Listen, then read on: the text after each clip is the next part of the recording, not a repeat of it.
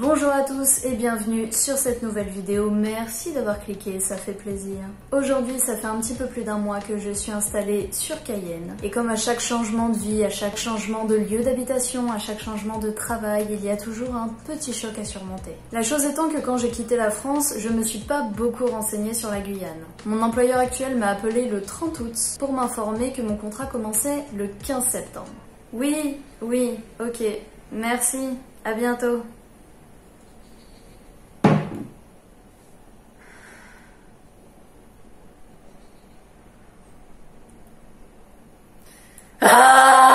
J'ai donc eu 15 jours pour vendre mes meubles, ma voiture, dire au revoir à ma famille, à mes amis. Me renseigner sur mon point de chute a été le cadet de mes soucis. Après, je peux pas dire que me renseigner plus avant de partir aurait été une bonne chose. J'ai entendu énormément de conneries sur la Guyane, donc le fait de découvrir le département sur le tas et de me rendre compte des choses par moi-même, c'est pas plus mal. Alors gardez en tête que je suis là que depuis un mois, c'est très court pour se faire un avis sur un endroit. Si je refais la même vidéo dans un an, j'aurai sûrement beaucoup d'autres choses à dire. Cette vidéo sera tournée en deux parties, j'ai pas mal de points à aborder et la vidéo aurait été beaucoup trop longue si je l'avais sortie en une fois. C'est parti, on commence tout de suite avec le premier point. Alors c'est pas une légende, ici, faut pas être pressé. Si t'es pressé, tu seras pressé tout seul et personne va t'aider.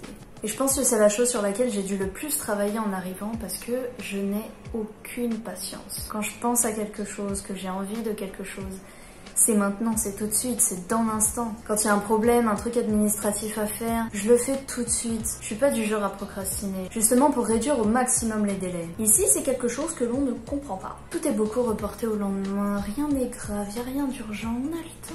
Ma voiture, par exemple, j'ai mis une semaine avant de pouvoir l'assurer. Parce que l'organisme que j'avais choisi, il était ouvert que de 8h à 13h. Et qu'est-ce qui se passait de 8h à 13h ? Je travaillais pardi. Donc je pouvais pas les contacter, je pouvais pas non plus y aller. Alors les horaires ici, c'est un truc de fou. La vie commence très tôt, c'est pas rare de voir des boutiques ouvrir entre 7 et 8 heures. Par contre à 15 heures, tout s'arrête. Il fait trop chaud.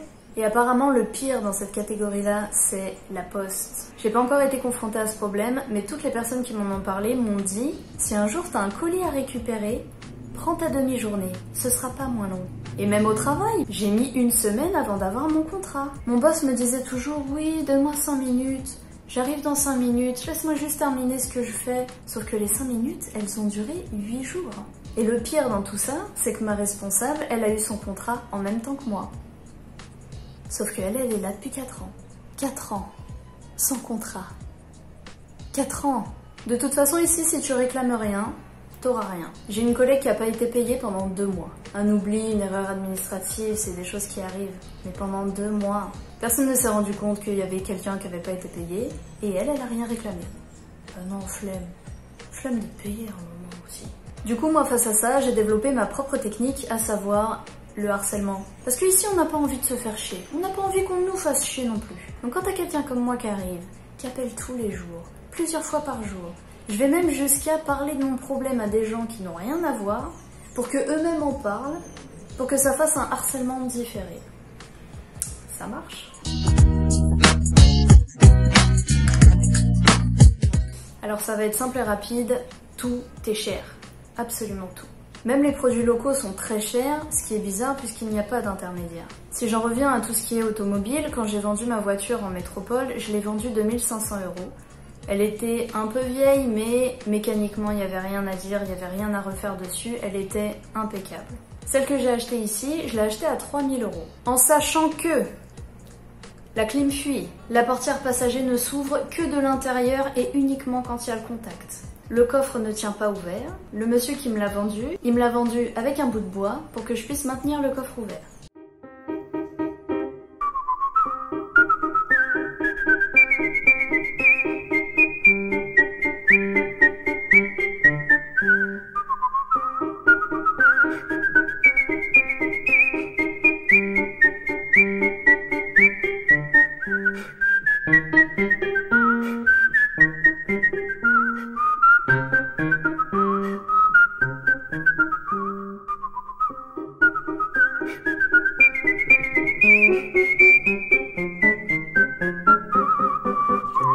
Et dites-vous qu'au moment où je cherchais, c'était le meilleur rapport qualité-prix. C'est vous dire l'état du marché.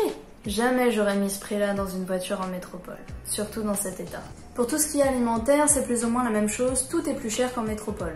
Et pourtant, je suis pas du tout du genre à acheter des marques ou à courir les grands magasins, je consomme le plus local possible. J'ai un marché juste à côté de chez moi, 3 fois par semaine, je vais acheter mes fruits et mes légumes là-bas. La dernière fois que j'y suis allée, j'ai pris 1 kg de tomates, 7 € le kilo de tomates.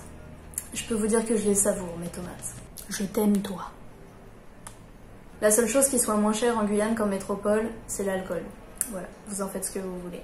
Il a aussi fallu que j'achète des meubles pour mon appartement, parce que je voulais pas présenter, mais j'ai enfin mon chez moi. Et donc pour éviter de payer un bras mon ameublement, j'ai décidé de me tourner vers l'occasion. Et qui est le meilleur ami de l'occasion? Le Bon Coin, bien sûr. Et là, nouveau choc, l'occasion est quasiment aussi chère que le neuf. Quand j'ai quitté la métropole, j'ai mis mon frigo sur le Bon Coin, je l'ai mis à 50 €. Il était en très bon état, il fonctionnait très bien, mais j'avais besoin qu'il parte vite. Et j'étais pas la seule à pratiquer ce genre de prix. Ici, je n'ai pas vu un seul frigo à moins de 100 balles. Et à 100 balles, ils sont dans un état lamentable. Il y en a même qui ne fonctionnent pas, qui sont vendus pour pièces, comme si c'était des voitures. Si on veut quelque chose de propre, en bon état, d'occasion, c'est minimum 200 à 250 €. Il n'y a pas en dessous.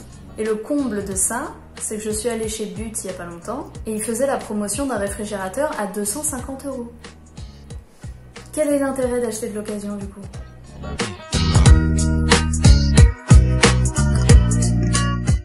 Les routes sont dégueulasses. Elles sont toutes défoncées. Pour aller au travail, j'ai une rue en particulier qui me fait aller directement à la voie rapide. Si je la prenais, logiquement, je gagne du temps. Mais non, je l'évite volontairement parce qu'il y a tellement de trous, de dos d'âne pas signalés, de bosses, que je suis obligée de rouler en seconde et de faire des zigzags. Ça me fait perdre du temps plus qu'autre chose.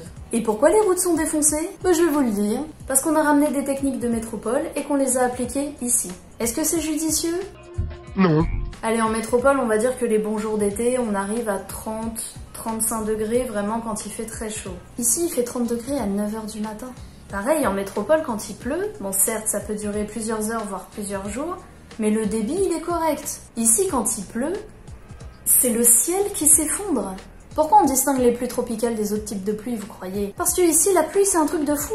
Étant donné que les conditions météorologiques ne sont pas les mêmes, les techniques de construction ne peuvent pas être les mêmes non plus. Et ça, c'est quelque chose qui n'a pas été compris. Et puis parlons de moyens. Les moyens mis en œuvre sont pas les mêmes non plus. La Guyane a beau être un département français, c'est un département qu'on a un peu oublié et qui n'a pas de moyens.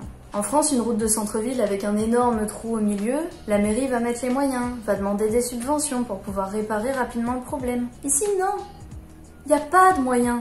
Et fatalement, si les routes sont défoncées, les voitures sont défoncées. C'est très difficile d'en trouver des correctes.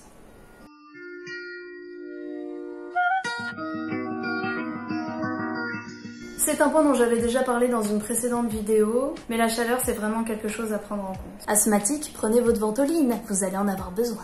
Je suis arrivée à la période la plus chaude de l'année, soit mi-septembre, et marcher 10 minutes dans la rue à 15 h, c'était vraiment une épreuve. En fait, il faut partir du principe et accepter le fait qu'on va transpirer tout le temps et qu'on va être moite tout le temps.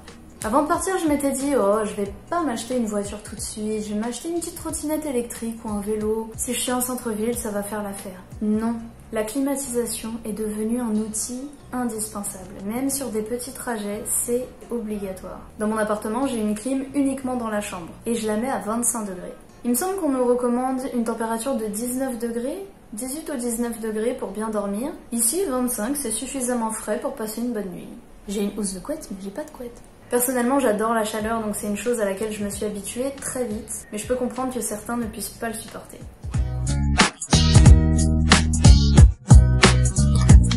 Et c'est là que je vais vous surprendre.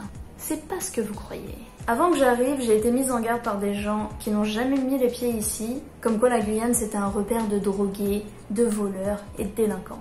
Ça c'est fou parce qu'en un mois il s'est rien passé, je suis vraiment bien tombée, dis donc. Alors certes, il y a des choses qui se passent ici, mais pas plus qu'ailleurs. Il y a des quartiers qu'il faut pas fréquenter, comme partout. Mais si on fait pas partie d'un gang ou d'un groupe qui fait je ne sais quel trafic, on n'a pas vraiment d'inquiétude à se faire. Par contre, là où il y a un vrai problème de société, ça concerne la drogue et notamment le crack. Il y a énormément de consommateurs de crack. Et moi qui finis tard le soir, je termine le travail à 23h, je rentre toujours en pleine nuit. Et c'est tous les soirs que je croise des craquettes qui font les poubelles le soir pour trouver de la nourriture. Mais malgré ça, ça déclenche pas plus de délinquance que ça. J'ai jamais été témoin d'une attaque, d'un braquage ou de quoi que ce soit, ça arrive. Mais si c'était vraiment un problème de société, on en entendrait parler tous les jours. Là, en l'occurrence, en un mois, j'en ai pas entendu parler une seule fois. Pour conclure cette vidéo, je dirais que la Guyane est une page blanche. Il y a tout à y faire, tout est possible. Ils sont en retard sur énormément de choses, il manque d'expertise, il manque de savoir-faire. Il y a plein d'entreprises et de services qu'on a en métropole qui n'existent pas ici ou qui sont pas du tout développés. Je dirais que les Guyanais ont la culture de la débrouille. Tout le monde se connaît plus ou moins et dès qu'on a un souci, il suffit d'en parler autour de soi pour connaître quelqu'un qui va te recommander quelqu'un pour régler ton problème.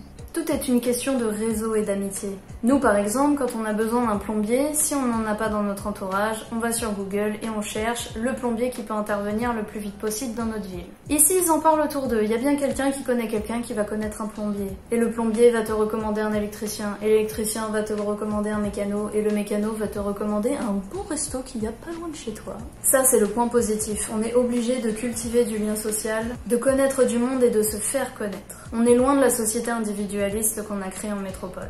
Le côté moins positif, c'est qu'on manque d'expérience, on manque de savoir-faire dans certains domaines. Comme je vous disais, ils ont la culture de la débrouille. Ils se disent qu'ils fonctionnent comme ça depuis des années, pourquoi on changerait? Il y a un manque de motivation d'améliorer son quotidien. Donc quelqu'un qui arrive ici, un peu motivé, qui a des idées, qui a une envie, une motivation de faire quelque chose, de créer quelque chose, il est accueilli à bras ouverts. Amenez des nouvelles techniques, des nouvelles compétences, dans le respect bien évidemment, et la porte vous sera grande ouverte. Les Guyanais disent eux-mêmes que la Guyane est une terre d'accueil. Alors go! Je m'arrête ici pour cette première vidéo, comme vous l'avez constaté, la nuit est tombée et il est 18h20.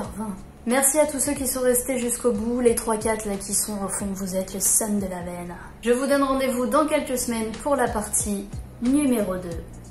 Ciao!